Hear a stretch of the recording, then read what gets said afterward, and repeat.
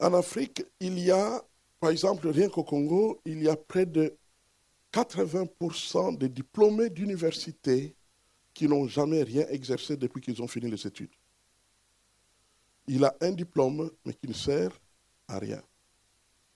Il n'a jamais vu, il y en a plusieurs qui naissent et meurent sans jamais avoir eu une fiche de paye. Il a vécu dépendant des autres, de la naissance à la mort. 90% de chômage au Congo-Kinshasa. Et dans les discussions, les Américains, et j'en ai un peu honte, les Français, disent qu'il faut garder Kabila au pouvoir parce qu'il assume leurs intérêts. Aussi simple que ça. C'est un génocide. C'est un crime contre l'humanité. Et le grand problème et le danger qu'ils ont, c'est qu'il existe des gens comme nous, qui n'avons ni peur de la mort et qui ne sommes habités par l'Esprit du Dieu vivant. Ils risquent un jour de se retrouver devant des bandes des accusés, après avoir été irréprochables dans leur propre nation. Mais ils ont collaboré avec des méchants quelque part. Quand ça a éclaté en Allemagne, il y a eu des répercussions dans beaucoup de pays, jusqu'en Argentine et au Japon. C'est ce qui risque de se passer là-bas. Donc, ce qui fait que nous travaillons. Je pense que vous avez découvert finalement que vous serez le sel de la terre et vous serez la lumière du monde. Pas du temple, mais du monde. Ce qui fait que nous avons une mission directe qui nous concerne avec les nations. Avec les nations. Que Dieu soit loué. Alors, nous revenons sur la foi. Pourquoi? Parce que la foi nous permet de recevoir Jésus. La foi nous permet de faire des miracles. La foi nous permet de lier Satan. Donc la foi est tout. C'est pourquoi nous devons y revenir. Et je voudrais vous proposer une lecture. Nous allons lire dans Romains, au chapitre 4. L'épître aux Romains, au chapitre 4, le verset 18.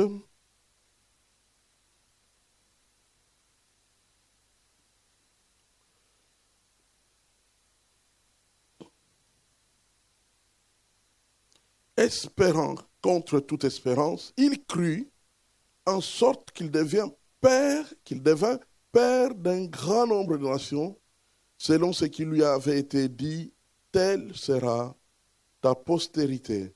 Je crois que vous comprenez de qui l'on parle. D'Abraham. Il a espéré contre toute espérance.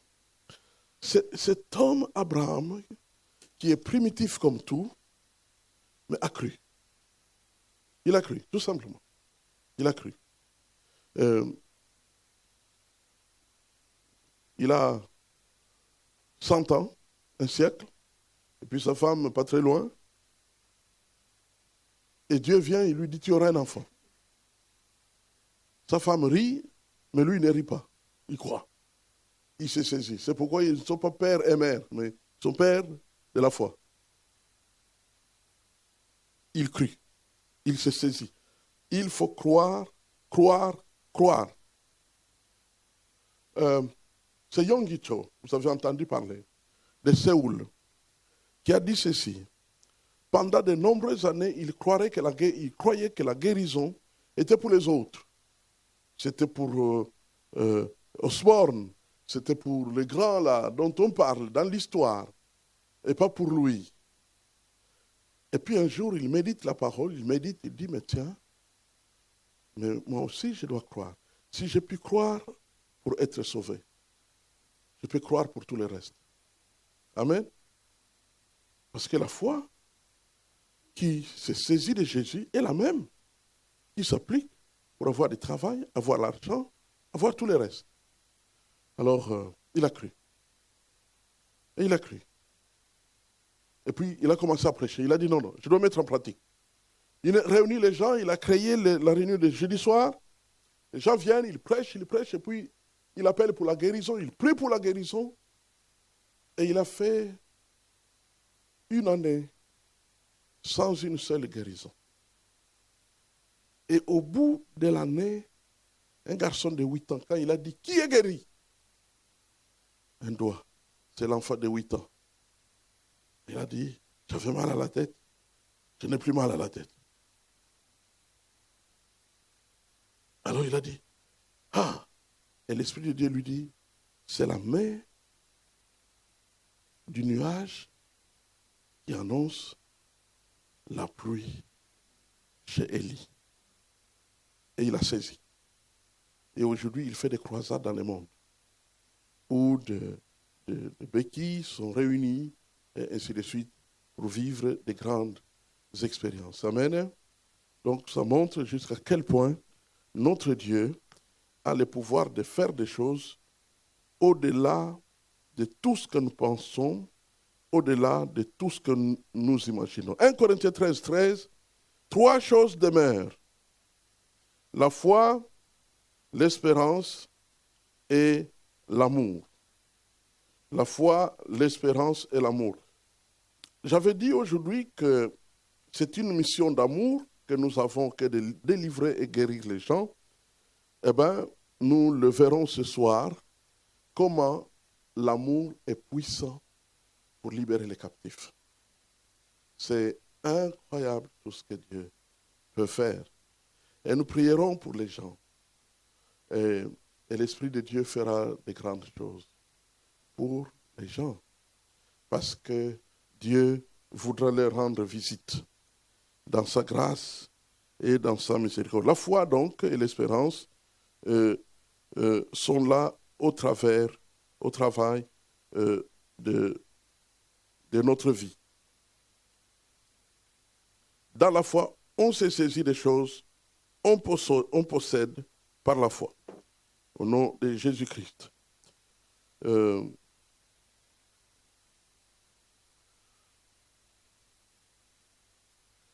La foi proclame la saisie, la possession des choses promises. Saisie, possession, saisie, possession. J'y reviens, et j'y reviens parce que c'est le fondement. Quand vous fermez les yeux, vous vous saisissez. Vous saisissez. Vous saisissez. Oui. Vous saisissez. Vous saisissez. Et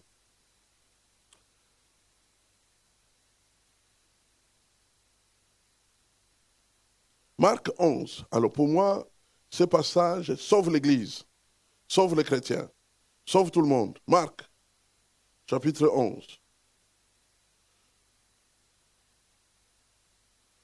Marc, chapitre 11. 22 à 24.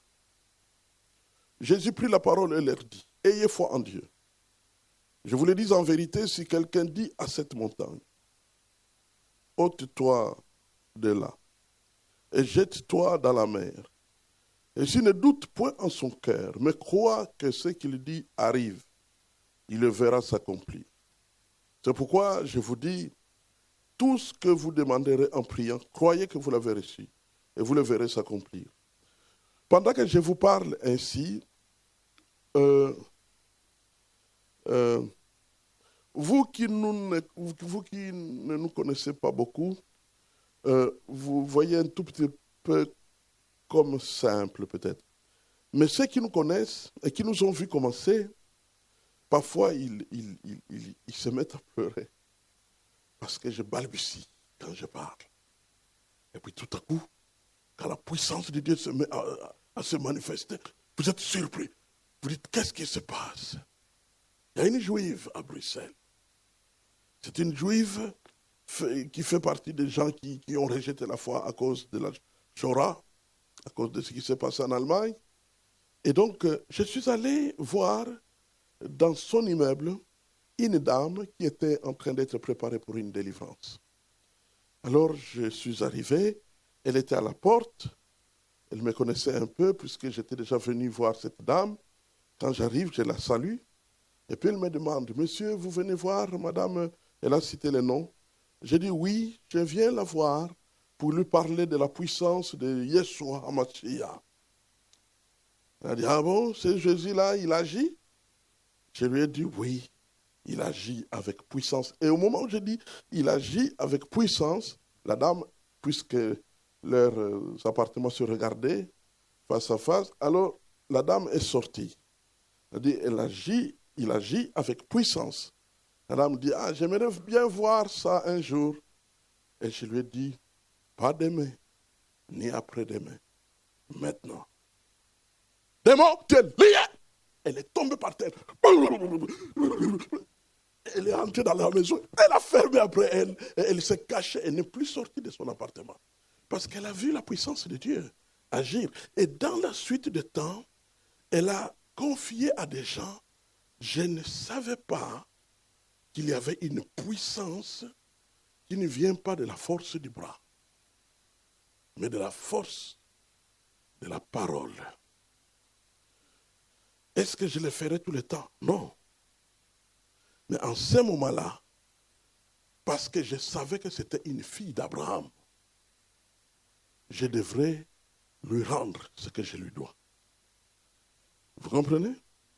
Nous devons rendre aux enfants d'Abraham ce qu'ils nous ont donné. Et c'est très important. C'est pourquoi Dieu agit avec plus de puissance parmi les Juifs et parmi les Arabes. Moi, je n'ai pas été recruté par Jésus pour prêcher aux Arabes. J'ai été invité même pour des réunions parmi les plus importantes qu'ils ont. Même des réunions en cachette, en Kabylie. J'ai été invité en Afghanistan. J'ai été invité. Mais je ne devais pas aller. Parce que je n'ai pas été qualifié pour eux. Si j'osais aller, c'est dangereux. On pourrait même me tuer. Donc, il faut exercer l'oreille. Pour dire là, Dieu me demande d'y aller. J'ai prié pendant longtemps, j'ai dit, je dois un jour aller chez les esclaves des Caraïbes. Nous leur devons ça. J'irai là-bas. Nous les avons vendus. Ce n'est pas moi, ni mes pères, mais nos arrière-grands-pères ont fait des bêtises. Je connais très bien l'histoire. Ce qui s'est passé était terrible. La manière dont on les a vendus en Afrique. Et Albert, va acheter du pain de l'autre côté. Passe par là. Il a déjà été vendu. Et les acheteurs sont justement là-bas. Et attendent l'homme qu'ils ont acheté. Et il a déjà donné les signes. Vous verrez quelqu'un qui tient telle chose et telle chose. Quand il arrive, on l'attrape, chaîne, emporté. J'ai dit, j'irai là-bas pour prêcher l'évangile. Je ne savais pas comment y aller. Jusqu'à ce qu'un jour, j'assis assis dans ma maison, le téléphone sonne. Quelqu'un m'appelle de Pointe-à-Pitre pour dire, cette nuit, Dieu m'a parlé. Vous voulez venir ici depuis longtemps. C'est maintenant que vous devez venir. J'ai dit oui, c'est vrai. Et je suis allé pas une fois, 2 fois. Et aujourd'hui, j'anime des grandes réunions pour les originaires des Caraïbes à Paris. Chaque année, j'ai des réunions là-bas pour les Caraïbes. Donc c'est Dieu qui nous qualifie pour chaque peuple et afin que nous puissions apporter l'évangile là où nous devons l'apporter. Alors, la promesse de Marc, demandez et croire. Croyez que vous l'avez reçu. Il n'est pas question de croire que Dieu t'exaucera. Dieu m'exaucera, ça c'est faux. Il n'y a aucun verset qui dit Dieu t'exaucera. Il est question de croire que Dieu t'a déjà exaucé. T'a déjà donné ce qu'il a promis. Les promesses sont pour quiconque croit. Dieu exauce l'individu qui répond à l'appel de ses promesses.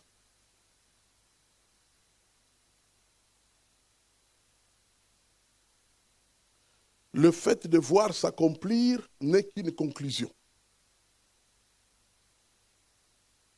Le fait de voir s'accomplir n'est qu'une conclusion. Un réveil venait de se passer dans un centre missionnaire à Kinshasa et les gens qui étaient là ont reçu du Saint-Esprit.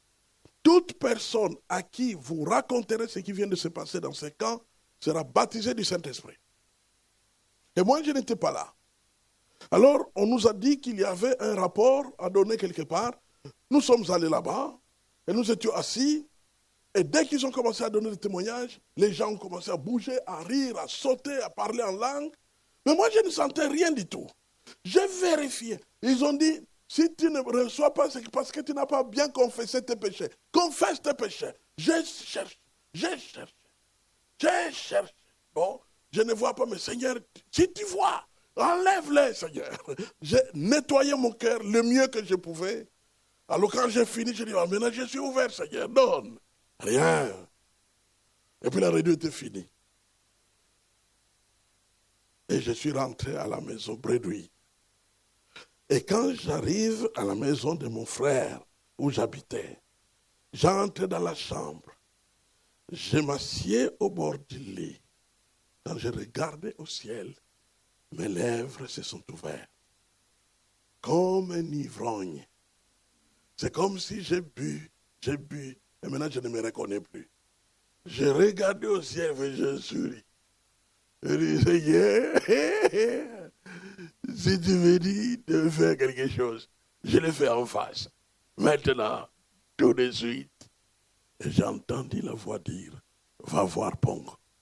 J'y vais. Et je suis sorti pour aller voir ce garçon Pongo. Pongo, qui est-il? C'est comme tous ces enseignants du Zaïre à l'époque, qui étaient à une école où il enseignait. Et le directeur est venu leur dire, vos noms ne sont pas sortis dans le listing des gens qui seront payés. Comme c'est ainsi, vous ne serez pas payés jusqu'à la fin de l'année. Maintenant, vous avez le choix. Ou bien vous rentrez chez vous parce que vous ne serez pas payé. Et votre classe, il n'y aura pas d'autres enseignants. Les élèves peuvent aussi rentrer chez eux. Ou vous restez vous enseigner, mais vous ne recevrez rien. Donc la décision est dans votre camp. Alors quand il est rentré chez lui en tant que chrétien, il se disait, je ne veux pas aller parce que je ne serai pas payé. Mais les élèves, mes élèves, mais je les aime, je veux qu'ils vous apprennent quelque chose au lieu qu'ils rentrent à la maison. Et il était dans cette situation et il ne savait plus quoi faire. Et l'Esprit de Dieu me dit d'aller le voir. Et quand je suis arrivé, j'ai frappé à sa porte. Dès qu'il a ouvert, il m'a vu, il a dit, c'est Dieu qui t'envoie. J'ai dit, je sais. Je me suis installé et il me raconte cette histoire. J'ai dit, prions. Et dès qu'on a fermé les yeux pour prier, j'ai vu une vision sur un sentier de la forêt. Un ennemi est venu couvrir le sentier par l'herbe pour qu'on ait l'impression qu'il n'y a plus de chemin. Et moi, j'ai dit dans la vision, ôte l'herbe, le chemin continue. Et j'ai ouvert les yeux, nous étions en train de prier. Je lui ai dit, Dieu vient de me parler. Demain, nous irons chez le ministre. Personne de nous deux ne connaît où habite le ministre. Mais nous sommes allés. On s'est dit, c'est à la Gombe, un quartier de Kinshasa où se trouvent tous ces gens-là. Donc, nous sommes allés, on n'avions même pas de l'argent pour payer les bus. On est allé à pied. On a marché jusque dans la région, et puis on a commencé à poser la question à la première personne. Vous connaissez le bureau du ministre? Quel ministre? Bureau du ministre. Jusqu'à ce qu'au bout de une heure, quelqu'un nous a dit le bureau du ministre de l'éducation se trouve à tel endroit. Nous avons marché jusque-là. Nous sommes arrivés devant le bureau du ministre. Il y avait bien entendu des gens en armes qui gardaient le bureau du ministre. Et je me suis présenté, j'ai dit, nous venons pour voir le ministre. Vous avez une audience? J'ai dit non. Et puis il me regarde. Il me dit, toi tu n'entres pas. C'est celui qui est derrière toi qui va entrer. Alors vous comprenez que c'est celui qui en avait besoin. Et donc lui est entré et moi je suis resté derrière. Et j'ai continué à prier. J'ai dit, Seigneur, tu as montré que les chemins existent, accomplis. Et 15 minutes à peine, il est sorti de là avec un large sourire. Il m'a dit, le ministre m'a dit, retourne à l'école, je paye ta paye directement, moi-même. C'est mon cabinet qui va faire arriver ton salaire à l'école. Ça ne s'est jamais passé auparavant, ni après. Il est rentré et effectivement, il a été payé. Vous pouvez voir comment l'Esprit de Dieu pouvait résoudre un problème. Donc j'avais vraiment le sentiment que Dieu est descendu du ciel et il est venu résoudre un problème au travers d'une vision la plus simple à un moment donné. Et ça s'applique dans tous les domaines.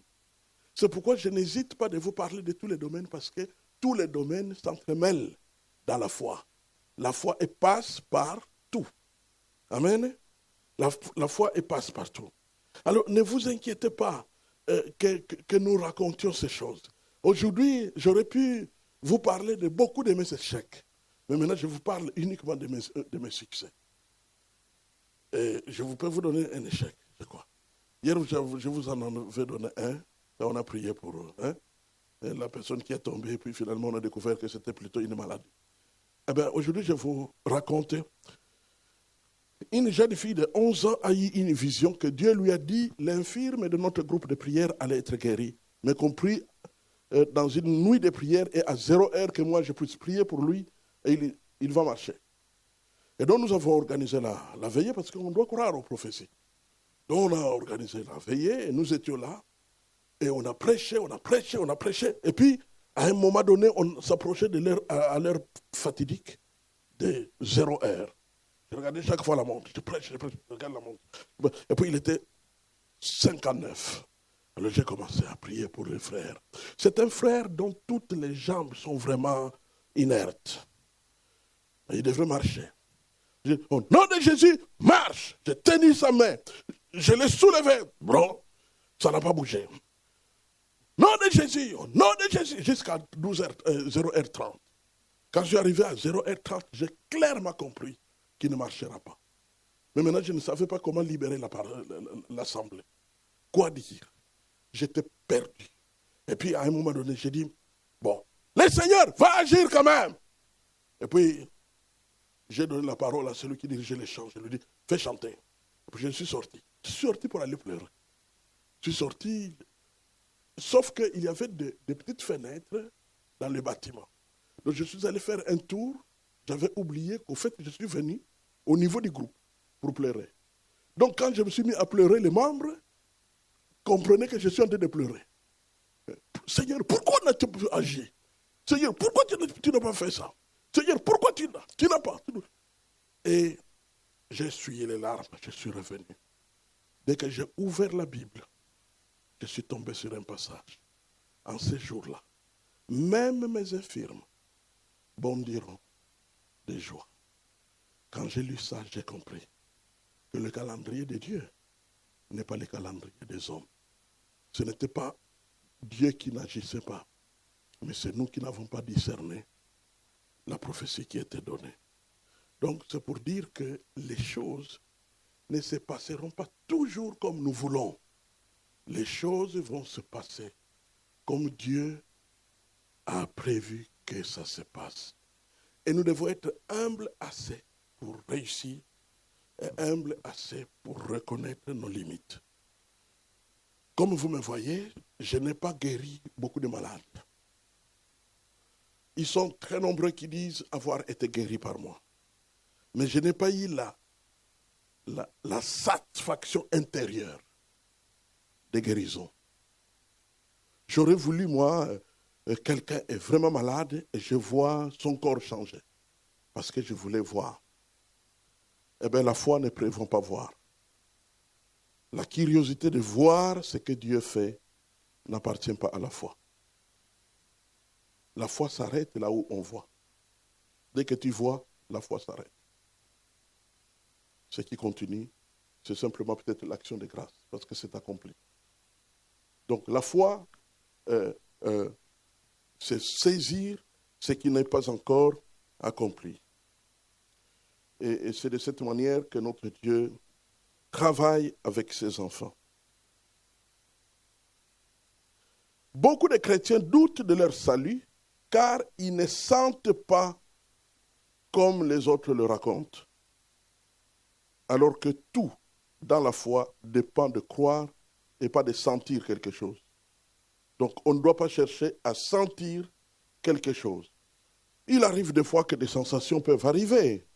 Vous pouvez prier pour une personne et après, quand vous dites est-ce que vous avez envie de partager quelque chose, la personne peut vous dire j'avais chaud au dos, ça brûlait de partout. C'est possible et c'est très fréquent, mais on ne dépend pas de ça. Amen. On ne dépend pas de ça. On ne dépend pas de ça. On ne dépend pas de ça. On dépend uniquement de ce que Dieu dit. Oui. La préoccupation à sentir quelque chose non seulement produit les doutes, mais mène à s'attendre, vouloir voir. Et ça ouvre la porte à l'ennemi. Quand tu veux sentir, quand tu veux voir, ça ouvre la porte de l'ennemi, la contrefaçon, par des manifestations et toutes sortes de choses qui risquent de se passer. Pourquoi je n'écoute pas les démons parler? C'est parce qu'ils mentent. Et ils ont menti plusieurs fois. J'aurais pu y laisser mon mariage. Parce que les démons m'ont dit, au travers d'une bouche d'une personne possédée, que ma propre femme était aussi sorcière. Et j'ai cru pendant près de 3 mois que cela était vrai. Et comme j'étais enfermé comme dans une prison, je ne pouvais pas vérifier. C'est une histoire que je raconte quand elle-même est aussi là. Puisque c'est une histoire du passé qui nous a tellement fait du mal. Et comme je ne pouvais plus en parler avec elle parce que je la jugeais coupable, donc je ne pouvais rien vérifier. Et dans la lutte, j'ai dit, mais si elle est sorcière, pourquoi Dieu m'avait clairement parlé que c'était elle ma femme? Est-ce que Dieu s'est trompé? Est-ce que c'était une fausse prophétie? Au bout de 3 mois de réflexion, alors qu'elle est en train de dire, mais si tu ne veux plus qu'on vive ensemble, je peux quitter, tu ne me parles plus depuis longtemps, tu ne manges pas ma nourriture, qu'est-ce qui se passe? Pourquoi tu agis comme ça? Alors moi, dans mon cœur, je disais, elle ment, elle le sait très bien, c'est parce que j'ai découvert qu'elle est sorcière. Et donc, quand je suis arrivé à la netteté que non, je dois vérifier, je dois en parler avec ma femme, clairement. Je lui dis, madame, on m'a dit que tu es sorcière, qu'est-ce que tu en penses? Ah, c'est pourquoi tu ne me parlais pas? J'ai dit, j'ai posé une question. Je vais répondre, plutôt que m'en poser une autre. Vous connaissez ça dans les couples? C'est fréquent, n'est-ce pas? Alors, et qui t'a dit ça? Et j'ai cité la personne. J'ai tenté de prier pour telle personne. Et cette personne a donné des détails que personne sur la terre ne devait savoir, que toi et moi. C'est pourquoi j'ai cru. Alors toi, tu me parles. Elle a souri. Elle a dit, j'avais raconté notre témoignage de fiançailles à cette femme. Parce qu'un jour, je l'exhortais sur le mariage. Et j'ai donné le témoignage de nos fiançailles. Et c'est dans ce moment-là que je lui ai donné ces détails. Et tout était clair. Ce n'était pas vrai. Au fait, un esprit de convoitise est entré en elle. Comme on venait de prier pour elle pendant plusieurs mois, quoi qu'on était en groupe, elle m'avait ciblé. Elle a dit, ce mec n'est pas mal du tout. Et le simple fait de penser à ça, le diable s'en est emparé. et a installé dans son cœur la conviction comme quoi, de toutes les façons, sa femme ne lui convient pas, parce qu'elle est sorcière.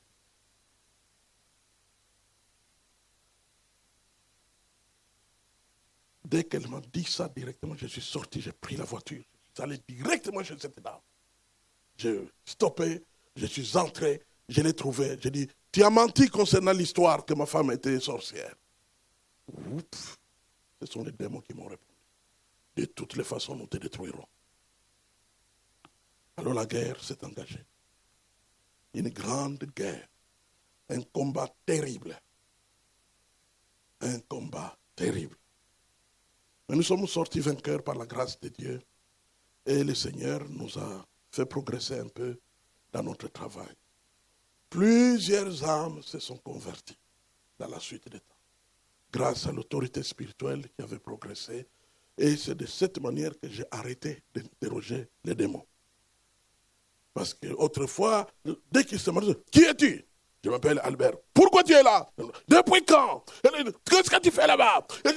Alors on prend des notes. J'avais même un secrétaire qui prenait des notes. Pour prendre des notes. Et puis, dès que j'ai fini de parler, on réveille la personne pour vérifier les informations. Alors, il s'appelle Albert. Est-ce que tu connais Albert dans ta vie? Oui, c'est mon oncle. Ok. Et qu'est-ce qu'il a fait? Il dit que vous avez vécu dans sa maison. Oui. Ah, bon. On vérifiait les choses, jusqu'à ce qu'on se rende compte que ce sont des esprits de ténèbres. Et même quand eux ne mentiraient pas, le diable serait capable de leur faire mentir. Il n'y a personne qui voit personne. Vous savez, dans les ténèbres, vous pouvez vérifier. Vous savez que tous les chats sont gris, hein, dans les ténèbres. Tous les chats sont gris. Donc, ils mentent. On n'a pas besoin de leurs informations. C'est même une divination de pouvoir commencer à s'informer. D'après Rebecca Brown, qui fait un bon travail, même si ces doctrines sont parfois compliquées, ces alliances qui se trouvent partout, mais par contre, ces expériences sont intéressantes. Parce qu'elle vit au quotidien avec la puissance avec des sorciers. Vous savez, quel était le grand titre de son livre? Il est venu libérer les captifs. Voilà. Donc, c'est pour dire que ces gens-là existent. Mais il faut être très prudent dans le domaine de discernement. Les confessions. Il faut proclamer des phrases spirituelles, des phrases bibliques. Les proclamer, et les proclamer, et les proclamer.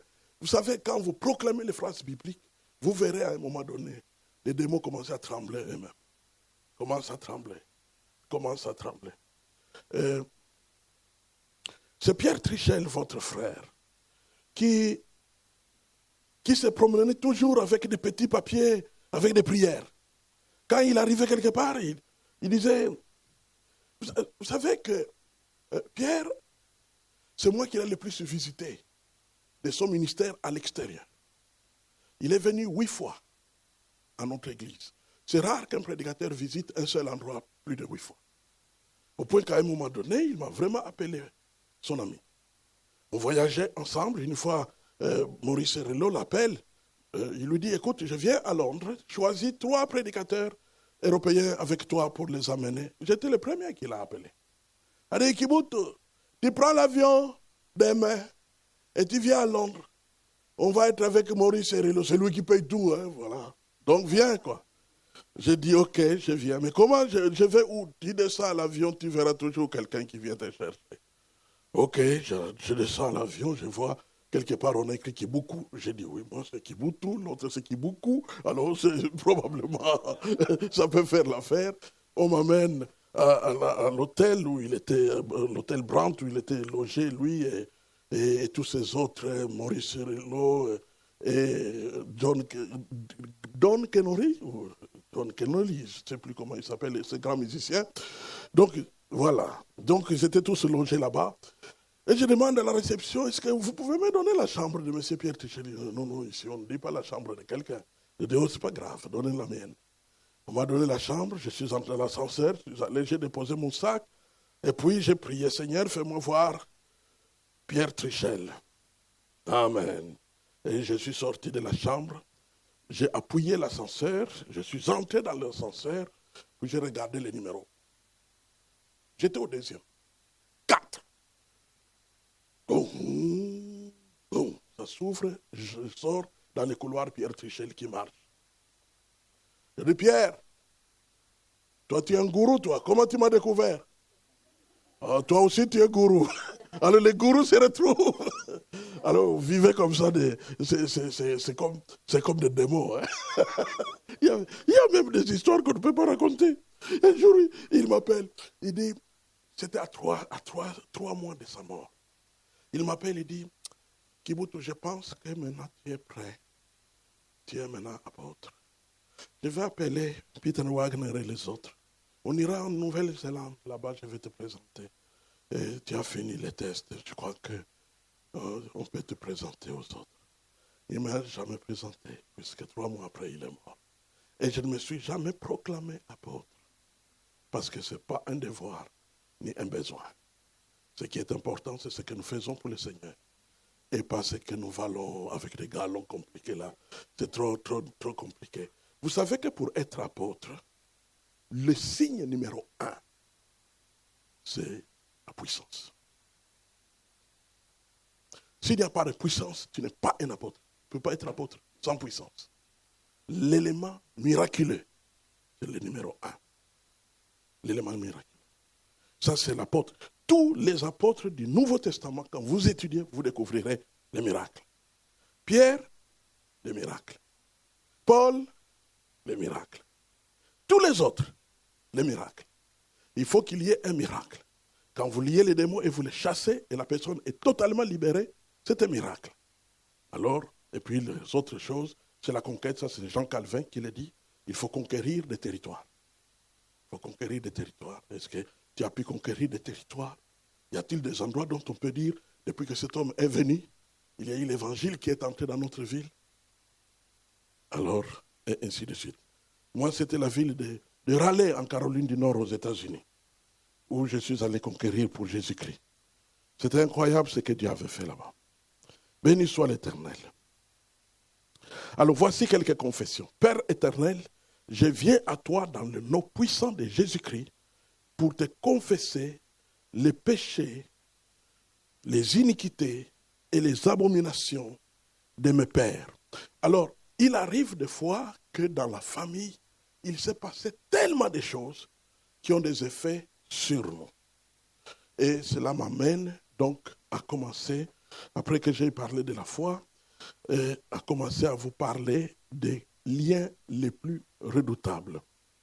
Ce sont des cas très difficiles. Quand vous les rencontrez, même si ça a l'air facile, c'est compliqué. Vous êtes parti facilement pour des mois. Et à cause de ça, il faut être sincère. Il ne faut pas que les gens croient qu'un tel cas pourrait aller vite. Alors, si vous avez votre livre, je ne veux que prendre les titres, les sujets.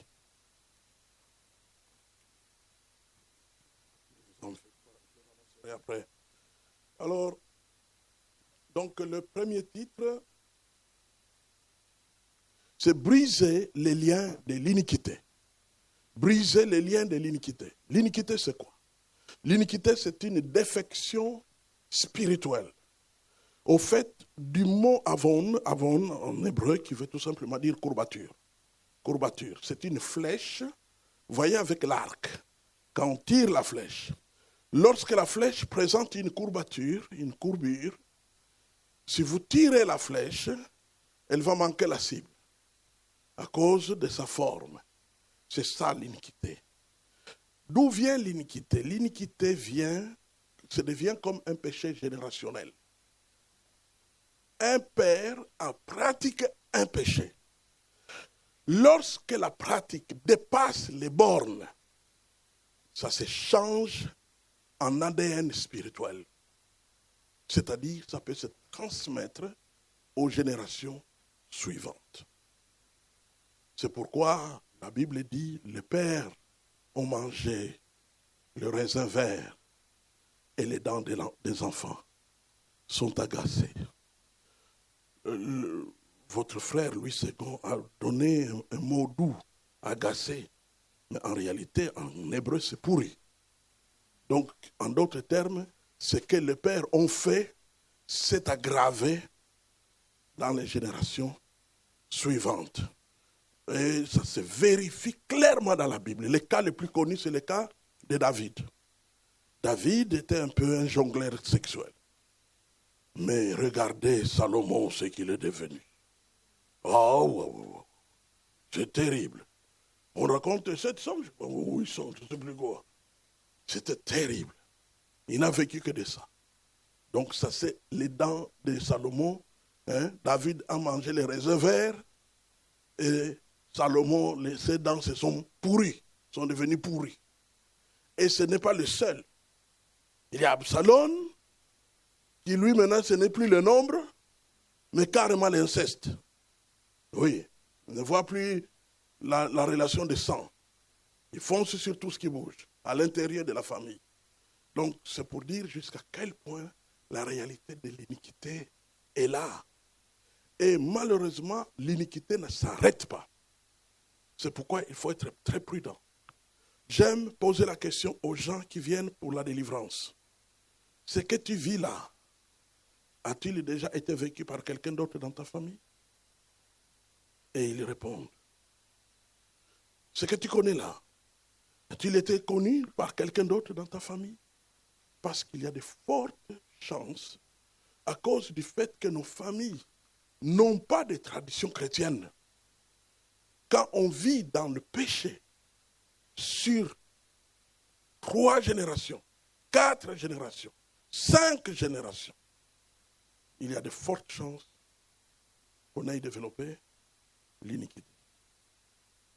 À cause de cela, il faut traiter et stopper l'iniquité. Et il n'y a que quelqu'un pour stopper l'iniquité. Alors pour stopper l'iniquité, numéro 1, c'est quelqu'un qui naît de nouveau, bien entendu. Et numéro 2, quelqu'un qui se discipline. Il faut noter le mot discipline. C'est-à-dire qui bannit l'accomplissement de cette chose dans la vie. J'ai fait près de 20 ans sans toucher à un verre d'alcool. Pourquoi? Parce que tous les membres de ma famille étaient plongés dans l'alcool à un point où certains d'entre eux sont morts de l'alcool. Quand je me suis converti, la première chose que j'ai faite, à partir de maintenant, je ne boirai plus. Et je l'ai publié à la famille. Et quand ils faisaient leurs fêtes, je ne touchais pas à l'alcool.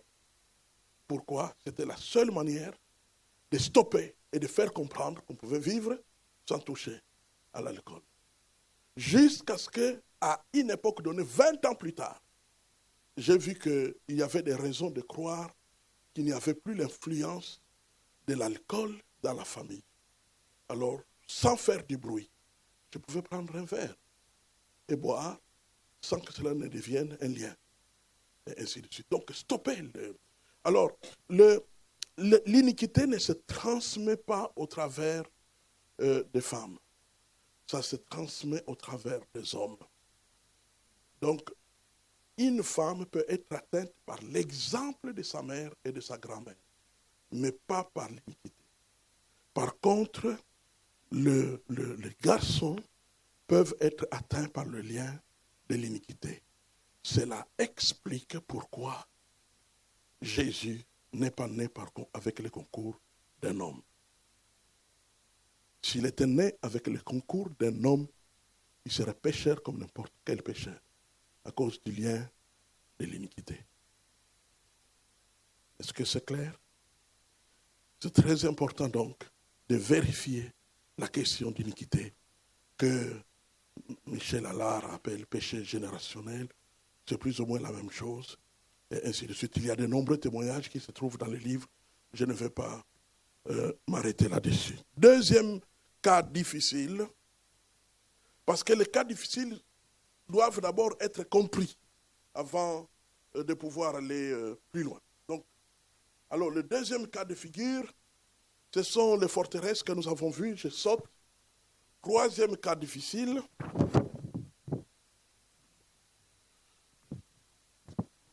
c'est l'occultisme. Alors, l'occultisme, vous en avez parlé avec notre frère Édouard, John Édouard. C'est pratiquer, trouver de l'aide ailleurs qu'en Jésus-Christ. L'occultisme produit des présences démoniaques qu'il est quasiment impossible de chasser. Il est difficile que vous trouviez un homme sur la terre capable de chasser les démons de l'occultisme. Ça ne se chasse pas comme ça. Il y a des cas qui ont duré jusqu'à 15 ans. Et la personne est morte, mais n'était jamais totalement délivrée. Pourquoi? Parce que l'occultisme agit à plusieurs niveaux. D'abord, l'occultisme agit au niveau de l'intellect. Parce qu'on apprend les choses. La franc-maçonnerie, la rose-croix et toutes ces choses-là, vous devez bouquiner, vous devez lire, étudier. Donc, on est en train de creuser votre cerveau pour y installer des forteresses de conviction. Pour que vous puissiez croire que ce qu'on vous dit, c'est ça la vérité. À cause de cela, vous êtes convaincu. Quand vous êtes convaincu, l'esprit qui entre en vous devient un esprit familier. Pourquoi? Parce que vous dites la même chose, vous tenez le même langage. C'est comme un ami. C'est ce que Saint Augustin a dit. Il a dit que le démon prend une telle part dans la vie de sa victime qu'il se dise même de bonnes choses. Alors quand un esprit est familier, mais on ne peut pas le chasser. Parce qu'il considère ça comme un privilège d'avoir une telle inspiration. Ah, moi, quand j'ai un songe, ça s'accomplit toujours. Alors maintenant, dites-lui que ça vient du diable. Il faut chasser les démons. Il va te dire, ah non, ça c'est parce que tu es jaloux de mon don. Dieu m'a donné un don. À cause de cela, il est difficile de chasser un tel démon. Il faut une confrontation puissante qui brise les chaînes et qui libère les captifs. Il y a un homme que j'ai enterré à Bruxelles qui était très avancé dans la Rose-Croix. Et il est venu au bureau pour me persuader que la Rose-Croix, c'est une très bonne chose, c'est un outil pour pouvoir progresser dans la société. D'ailleurs, la franc-maçonnerie dit la même chose. Et quand nous nous mettons à parler, je lui dis qu'il est avec le diable, mais que s'il souhaite être libéré, je pourrais collaborer. Alors il a dit, mais attention, si je quitte, on m'a dit qu'on ne va pas me laisser en paix. Je dis justement, si c'était Dieu, pourquoi vous n'aurez pas la liberté? Puisque notre Dieu garde précieusement la liberté de chacun de nous. Et il a commencé un peu à réfléchir. Mais dès qu'il a commencé à penser tout simplement, à quitter, directement les démons commençaient à l'attaquer.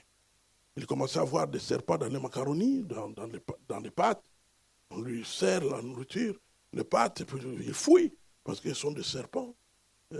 Quand il ouvre l'eau pour prendre le bain, tout à coup ça change en sang. Les autres voient que c'est de l'eau claire, mais lui il voit que c'est du sang. Donc c'est devenu zézin et c'est devenu très compliqué. Il a offert tous ses enfants et il fallait un travail qui a pris beaucoup de temps, ne fût-ce que pour qu'il se convertisse. Il a donné sa vie à Jésus-Christ.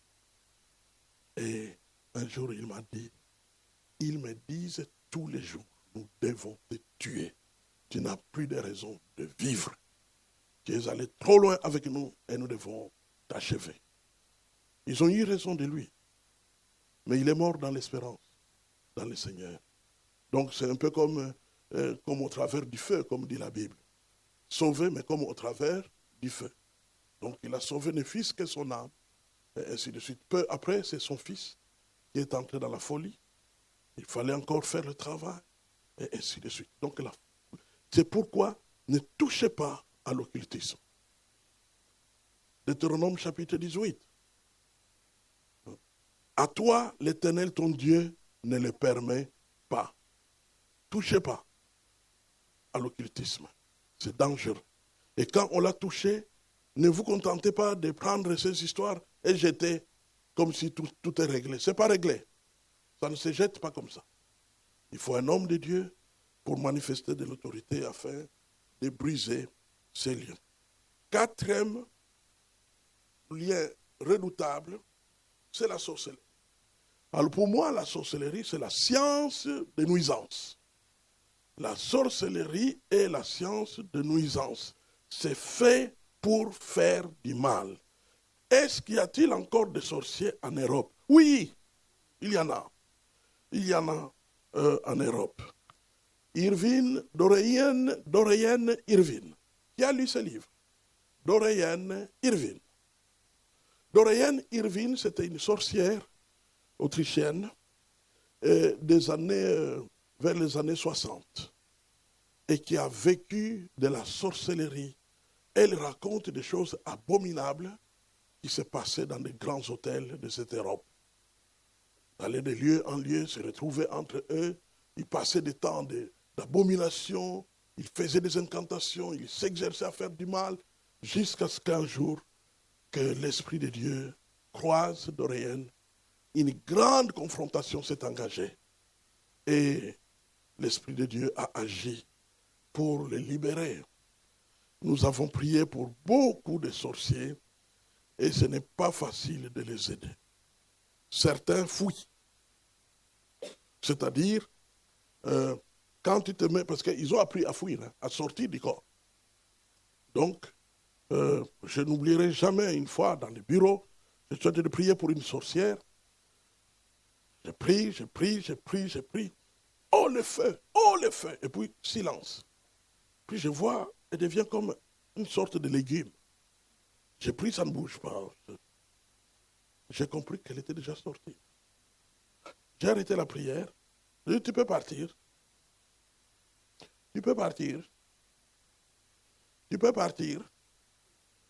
Je l'ai laissé là-bas, je suis sorti aller faire un tour dans les bâtiments de l'église. Et puis je suis revenu. Vous avez fini? Et vous venez d'où? Ce sont les autres. C'est-à-dire les autres qui l'empêchent de rester et d'accepter à être libéré. La première chose pour qu'un sorcier soit libéré, il doit d'abord dévoiler le secret. C'est là où se trouve le problème. Dévoiler le secret. Dire, je suis sorcière. Plusieurs parmi eux pensent qu'ils peuvent rester parmi les chrétiens et quand même Dieu les sauvera. Ça n'existe pas. Au contraire, le diable va t'utiliser pour nuire aux vies des chrétiens que tu fréquentes. Tu peux le tuer, tu peux écraser leurs œuvres, leurs affaires, détruire leur emploi, détruire leur mariage, détruire leurs enfants, provoquer des maladies de toutes sortes, ainsi de suite. Et tu seras souvent surpris, parce que les démons qui sont en toi œuvrent avec ou sans toi. C'est ça le problème du sorcier et de la sorcière.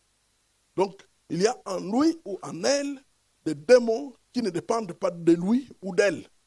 Ils agissent, elle est comme un cheval sur lequel on monte et on agit partout. Et là, ils peuvent frapper, par exemple, une dame qui était une dame bonne comme n'importe qui d'autre, mais qui était une sorcière. Et qu'est-ce que les démons faisaient?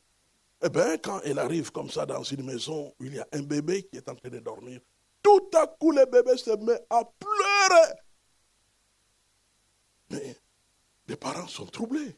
Ils disent, mais notre bébé ne pleure jamais. Surtout quand il dort, il a bien mangé, on l'a lavé, il est bien. Mais qu'est-ce qui arrive? Mais c'est étonnant. On touche, il n'y a pas de fièvre, mais qu'est-ce qui se passe?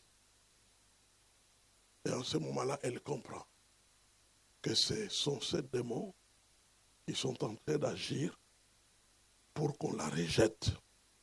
À cause de cela, nous demandons à ceux qui sont dans la sorcellerie de venir, parce que nous ne sommes pas nombreux qui pourront garder leur secret. Nous avons la promesse de garder le secret. Nous n'allons pas les dénoncer, nous ne dirons pas aux gens, attention, quand tu vois cette dame-là, sauve-toi. Non, on ne le fera pas parce que nous sommes des hommes de Dieu.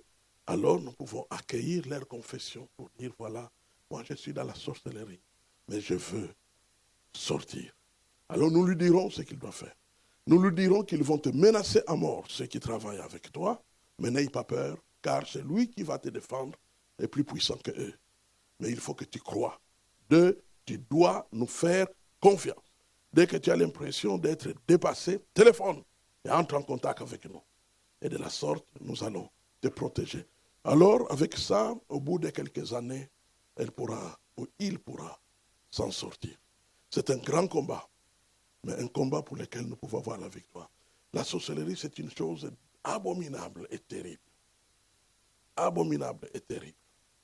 Mais on peut remporter la victoire. J'ai eu personnellement plusieurs confrontations avec les sorciers, mais la plus remarquable, c'est celle que j'ai eue peu de temps seulement après ma conversion.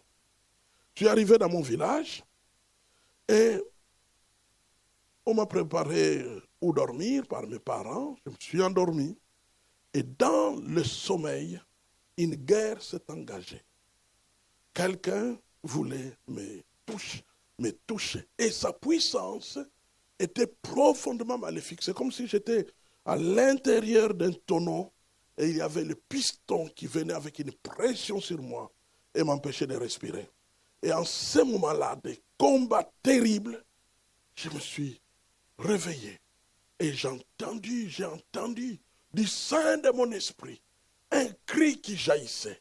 C'est le jour où j'ai eu l'un des plus merveilleux témoignages de ma vie. Au nom de Jésus-Christ. Au nom de Jésus-Christ. Au nom de Jésus-Christ. J'ai dit, mais ce n'est pas moi qui crie. Mais qui crie en moi? Au nom de Jésus-Christ. Et j'ai compris que c'était l'Esprit de Dieu qui était en moi et qui est en train d'appliquer le nom de Jésus pour empêcher aux démons, aux sorciers de me voir. Et je me suis réveillé le matin, j'ai rendu grâce à Dieu pour sa protection. Et à peine quelques minutes, on a frappé à la porte. Et j'ouvre la porte, qu'est-ce que je vois? Un vieillard du village.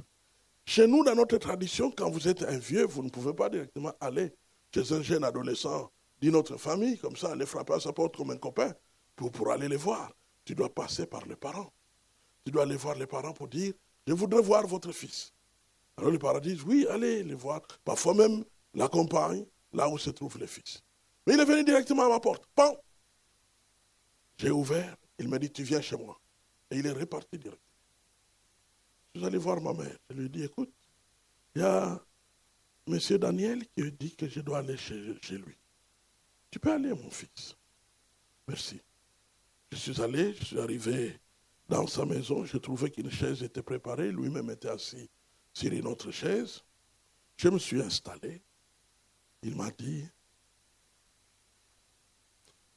tu n'es noir que de peau. Va loin avec Jésus. Prie pour moi, car je pense que bientôt je mourrai. Au fait, le temps de la confrontation avec l'Esprit de Dieu qui agissait en moi, comme vraisemblablement il ne savait pas qu'il existe l'Esprit de Dieu qui peut agir au travers des cœurs des hommes, eh bien, il a vraiment cru qu'il pouvait continuer jusqu'à remporter la victoire, alors qu'il avait affaire à Dieu. Car le Saint-Esprit, c'est Dieu. Et donc cette confrontation est allée telle qu'il était atteint. Quand il a fini de parler, je ne pouvais pas ne pas penser à ce qui venait de se passer la nuit. Et je n'ai pas parlé, je n'ai pas réagi. Effectivement, 3 semaines après, il est mort. Il est parti.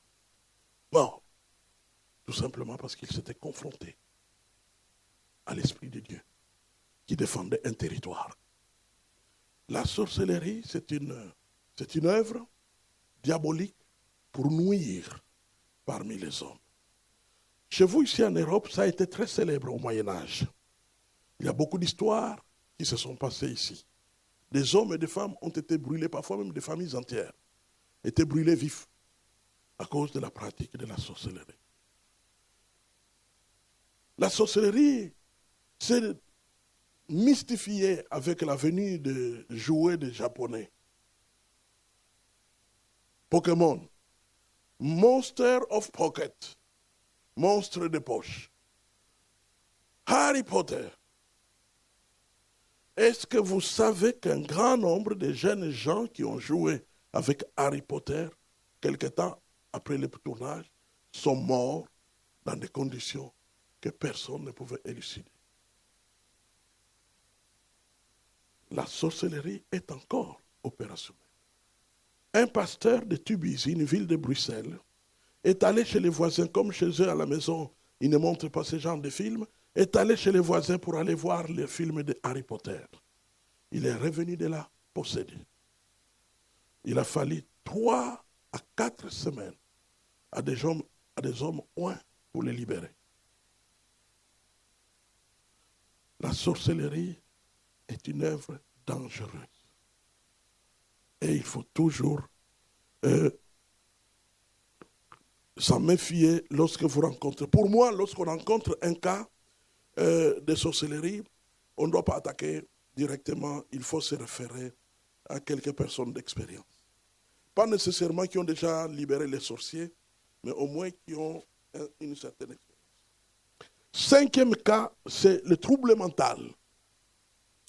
Le trouble mental, c'est un cas difficile, très difficile. Alors, c'est quoi le trouble mental? On a été en face de grands chocs. Grands chocs. Lourde perte d'argent. Relations profondes brisées, du coup, un divorce inattendu. Une chute dans les affaires. Et ainsi de suite. Au fait, le trouble mental, ça veut dire impossible de faire face au conflit. Donc on devient incapable de faire face au conflit. Alors, dans ce cas de figure, qu'est-ce que nous devons faire? Il faut comprendre que le trouble mental demande de l'affection. Et il y a des moments où il faut avoir de la sagesse pour marcher avec ces gens-là. Et surtout, la grâce de Dieu et l'onction divine. Il y a des cas dans des familles, à Bruxelles, au moins 5 à 6 cas, où les membres de famille atteints de troubles mentaux ne parlent qu'avec moi, mais avec personne d'autre dans la famille. Pourquoi? Parce que l'autorité spirituelle peut dompter l'esprit de la personne. Alors, pendant un temps, il faut l'entraîner à faire des choses qu'il a l'habitude à bien faire et à sortir du désordre. Il y a des moments où la personne peut être libérée instantanément. Lors d'une croisade d'évangélisation dans la ville de Lambaréné, au Gabon, il y avait une telle foule dans le stade, et quand le message était terminé, j'ai commencé à prier pour les délivrances. Ce que Dieu avait fait, on ne l'avait jamais vécu ailleurs. Quand vous marchez dans le gazon, après la prière, vous voyez vos souliers mouillés, mais il n'y avait pas la pluie. Des crachats. Des milliers de gens avaient rempli le stade. Et à un moment donné, pendant que j'étais en train de terminer, un homme est sorti comme ça, presque nu, devant tout le monde. Et il était là. Et il regardait vers moi. Et je l'ai regardé droit dans les yeux. Je lui ai dit, prends ta délivrance! Il est tombé par terre. On est allé, on l'a ramassé. Quand il s'est mis debout, il est devenu conscient qu'il n'était pas bien habillé. On a compris que son bon sens est revenu sur le coup. Et effectivement, 2 à 3 mois plus tard, l'évêque Mike Joktan, qui m'avait invité là-bas, m'avait confirmé qu'il était totalement délivré et était retourné en famille. Alors que depuis des années, il était à la rue. Donc, il y a des moments où l'Esprit de Dieu peut agir de façon spontanée, mais il y a des moments où il y a l'entraînement qui doit se passer. Et la majorité des cas, je les envoie, je collabore même avec les psychiatres. Quoique les psychiatres ne nous respectent pas. Ils se moquent de vous. Une dame criait dans la maison, dans l'église, elle était quasiment au bord du trouble mental. Je l'ai amenée avec les responsables des sœurs à l'hôpital. Et là-bas, j'ai présenté le cas à la psychiatre. La psychiatre, une Allemande, a ricané. Et puis elle s'est tournée vers la dame. Est-ce que toi tu es folle? Elle a dit, ah, mais c'est à toi de me regarder. Ah, tu vois, elle n'est pas folle. Au revoir. Elle s'est moquée de nous. Mais une semaine après, elle était à la rue, toute nue. On m'a appelé à 2 heures du matin par ses enfants pour dire, maman n'a pas d'habit, elle est à la rue. J'ai dit, j'arrive. Et je suis arrivé. Je me suis tenu à distance. J'ai dit, prenez un pain. Et j'ai crié son nom. Laisse-toi habiller. Oui, pasteur. On l'a habillé. Et on l'a fait entrer dans la voiture avec ses enfants. Nous sommes allés à l'hôpital. Je suis arrivé là-bas, j'ai exigé le réquisitoire. En Belgique, dans la loi, il est possible d'exiger les réquisitoires pour qu'on puisse agir contre la volonté d'une personne à cause de son état, et ainsi de suite. J'ai exigé donc le réquisitoire. On a dû la menotter, la lier pour maintenant imposer des soins. J'aurais voulu voir ce psychiatre, sa tête. Comment elle pouvait... Parce qu'il y avait suffisamment de signes. Quand la personne a envie de crier, quand la personne a des maux de tête qui se poursuivent, quand la personne voit ce que personne ne voit, entend des bruits que personne d'autre n'entend, ça veut dire le trouble mental est dans le parage. C'est aussi simple que ça. 6e cas,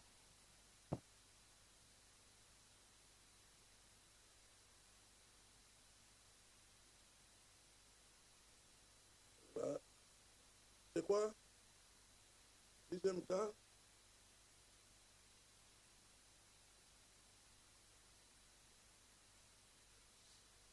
Le rejet. Alors le rejet, je crois que John Edward en est le spécialiste à mon avis. Le rejet, c'est tout simplement qu'il y a certains parmi nous qui ne se sont jamais fait, non, qui ont l'impression de n'avoir jamais été acceptés. Soit dans leur famille, comme enfants, soit dans leur état d'être, ne se sentent pas assez beaux, assez belles, ne se sentent pas acceptés, ou un aspect de leur vie. Le rejet peut s'emparer de n'importe qui. Au départ, c'est simplement une déficience mentale de réflexion, mais ça peut devenir une possession démoniaque de la suite. Moi, j'ai vécu la déficience. Ma grande sœur m'avait ingéré. J'avais, je crois, autour de 10 ans d'âge. Ma grande sœur m'avait ingéré, une de mes grandes sœurs. Je ne sais pas qu'est-ce que j'avais fait. Alors, pourquoi tu as fait ça alors? C'était tellement comique que j'ai ri. On dit, regarde, il rit encore. Et quand il rit, oh là là, ses lèvres supérieures montent au ciel. Il est moche, ce garçon. Elle m'avait atteint au plus profond de moi. Pour les 10 ans qui ont suivi, quand on prenait une photo, je suçais les lèvres pour diminuer leur épaisseur. Je cachais mes lèvres. Parce que ma sœur m'avait dit que j'étais moche. À cause de mes lèvres, quand j'ai ri, ça monte au ciel. Et je me suis senti rejeté. Et tout s'est arrêté dès que je me suis converti au Seigneur. Et que j'ai lu de belles promesses du Seigneur, que j'étais une créature. Le diable était menteur. C'est incroyable comme il peut te démolir. Et il réussit avec succès. Donc le rejet, c'est une réalité. Et je l'ai décrit avec des mots justes dans cet ouvrage condensé. Afin que vous puissiez comprendre que vous êtes accepté par Dieu. Vous êtes accepté par Dieu et cela suffit. Amen. Vous êtes accepté par Dieu. Je sais que votre culture est tellement devenue un peu mécanique qu'on peut même se marier en lisant des pages de journaux matrimoniaux ou matrimoniales. Et je pense qu'il faut être prudent, il faut se protéger. Ne vous livrez pas vite aux inconnus. Lorsque je faisais le test pour travailler avec Campus pour Christ, un mouvement américain de l'évangélisation, une des questions du test disait « Avez-vous l'habitude de faire confiance aux inconnus ?» La réponse devrait être non. Si tu disais oui, c'était une raison possible pour qu'on ne puisse pas t'accepter comme une erreur grave. Parce qu'une personne qui fait confiance aux inconnus est dans un danger permanent. Il y a des démons qui ont la forme humaine. Et si vous faites confiance, tôt ou tard, vous vous retrouverez avec eux dans une chambre à coucher. Imaginez. Avec le diable lui-même. Savez-vous que là-bas, en Pennsylvanie, le diable, d'après les témoignages de Rebecca Brown, s'était marié avec elle. Et c'est comme ça qu'elle a découvert que le diable se mariait tous les 3 mois avec une nouvelle femme.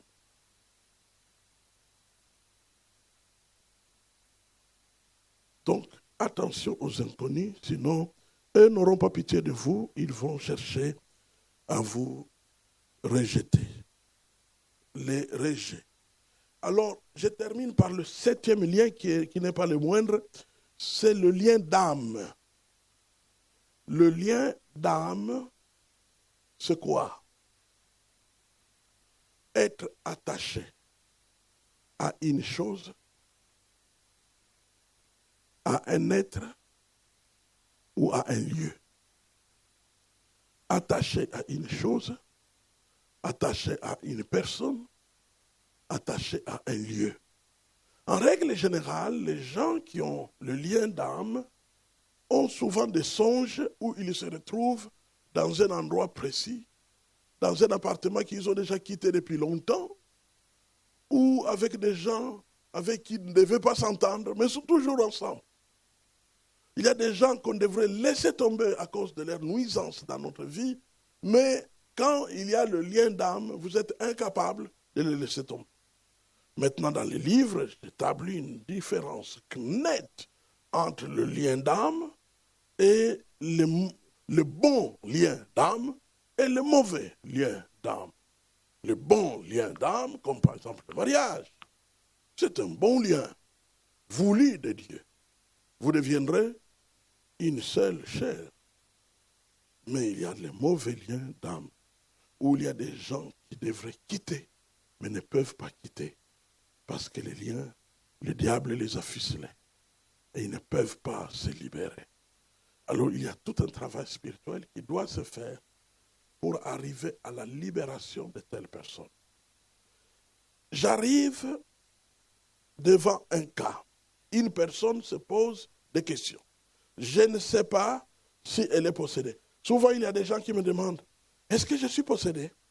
Je lui réponds, je ne sais pas. Quand nous aurons fini de prier, peut-être que j'aurai une idée. Mais pour le moment, rien. Alors, numéro 1, après avoir écouté la personne, je vais vérifier, numéro 1, est-ce que la personne est née de nouveau ou pas? Si la personne ne peut pas expliquer clairement qu'elle est née de nouveau, ne lui dites pas, ah, mais vous n'êtes pas né de nouveau, vous devez être de nouveau. Hein? Non, non, ne le dites pas. Dites simplement, quand vous découvrez, par exemple, les raisons qu'il donne. Oh, mais vous savez, dans notre famille, c'est depuis l'enfance qu'on va à l'église. Hein. On a eu la communion, et à la communion, et puis on allait tout le temps à l'église. Bon, c'est vrai que ces dernières années, j'étais très occupé. Vous voyez, c'est très compliqué la vie hein, aujourd'hui. Mais sinon, franchement, moi, il n'y a pas de problème. Hein. C'est vrai que je ne suis pas le plus pratique. Je ne suis pas le plus pécheur non plus, d'ailleurs. Quand vous voyez quelqu'un parler comme ça, vous savez qu'il n'est pas né de nouveau. Mais vous ne le lui dites pas. Vous dites tout simplement, merci pour votre partage, mais je vais vous expliquer certaines choses qu'il faut savoir lorsqu'on est né de nouveau. Vous verrez que la personne est devenue très attentive. Parce qu'elle veut savoir que faut-il faire pour naître de nouveau. Alors vous lui donnez les 4 vérités connues.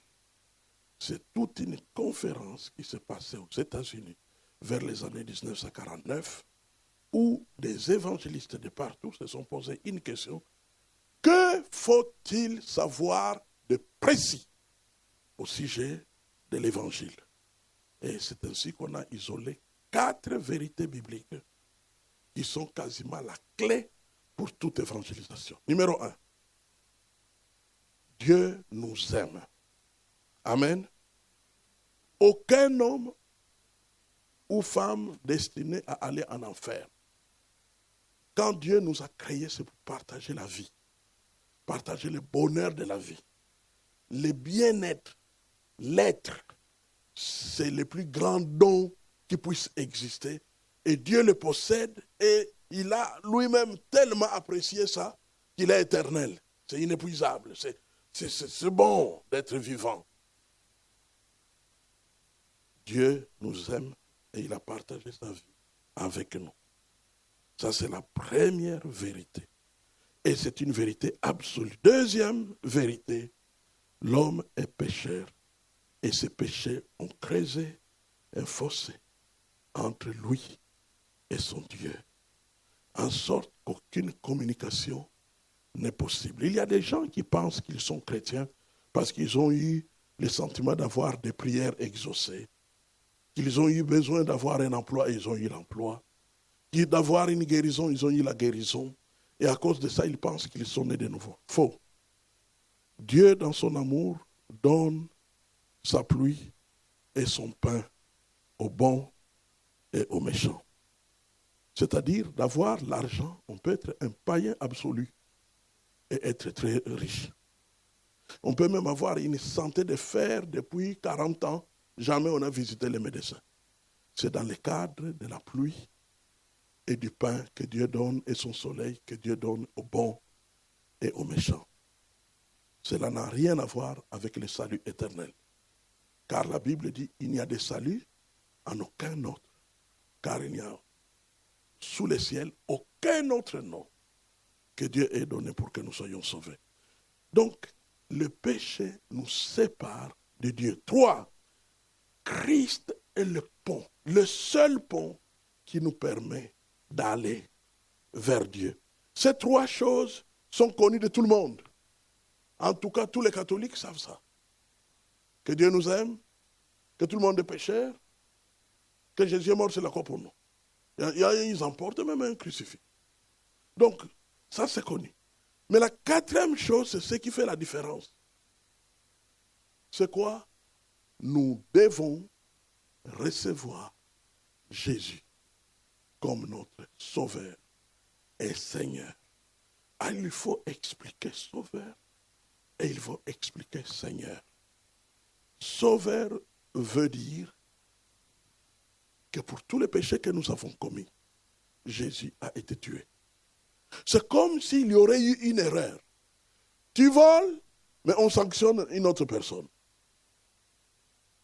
Et cette autre personne qui a été sanctionnée, c'est Jésus.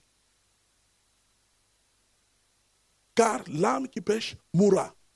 C'est une loi éternelle. Mais tu ne dois pas mourir. Donc quelqu'un d'autre doit mourir à ta place. Et qui est mort à ta place? Jésus. Sauveur.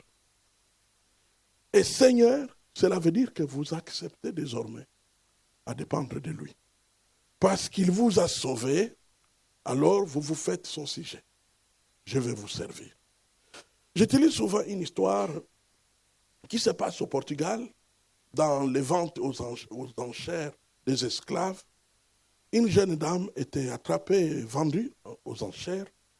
Et les jours de vente, les gens spéculaient, vous connaissez comment ça se passe. 10, qui veut 10, 10, 10, 15, qui veut 15, 30, qui veut 30, 40, qui veut 40, 50. Et puis à un moment donné, un soulard s'est levé, il a dit, ah, cette fille est belle, je la veux. Et il a donné le double du prix. Et plus personne pour intervenir. Et au moment où celui qui dirigeait les enchères voulait frapper son marteau pour déclarer à DJ, en ce moment-là, un homme qui était là debout et qui observait, qui regardait la fille et qui regardait les gens qui tentaient de faire monter les enchères, a levé la main et il a donné un prix 1000 fois plus élevé que tout ce qui était proposé. Et tout le monde l'a regardé.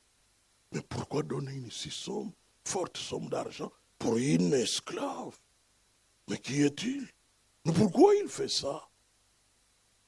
Et pendant 7 ans, c'était agité. Et il a pris la fille dans la main. Et l'a emmenée avec lui. Et ils sont sortis de la salle. Au coin de la rue, il a dit à la fille, j'ai eu compassion de toi. J'ai vu ce que te promettaient tes bourreaux. J'ai vu que tu étais impuissante, que tu ne pouvais rien pour toi-même. C'est pourquoi j'ai donné, comme je suis riche, j'ai donné cet argent pour te donner ta liberté. Tu es libre, tu peux partir. C'est fini. Au revoir. Et la fille ne savait quoi dire. Et regardez cet homme s'éloigner, s'éloigner, s'éloigner, au point qu'elle a crié. Monsieur, monsieur, oui, je veux être quand même votre esclave, esclave volontaire. Il a dit, ok, tu peux venir. Cet homme est le Seigneur de cette femme. Il l'a sauvée et elle s'est engagée à être esclave volontaire par reconnaissance. Tel est le sens théologique du salut. Nous répondons à Christ. Tu n'iras pas en enfer à cause de ton mensonge. Tu n'iras pas en enfer à cause de ta méchanceté. Tu iras au ciel parce que tu as un sauveur qui a pris tous tes péchés totalement à la croix sur son compte. Et toi, tu es devenu esclave volontaire par reconnaissance pour ce que lui a fait pour toi. Amen. Et cette relation te transforme. C'est pourquoi la Bible dit si quelqu'un est en Christ, il devient une nouvelle créature. Avant que je ne sois venu au Sauveur, j'avais toujours mon morceau. Morceau, vous savez quel morceau? Morceau de chanvre. Un petit pli.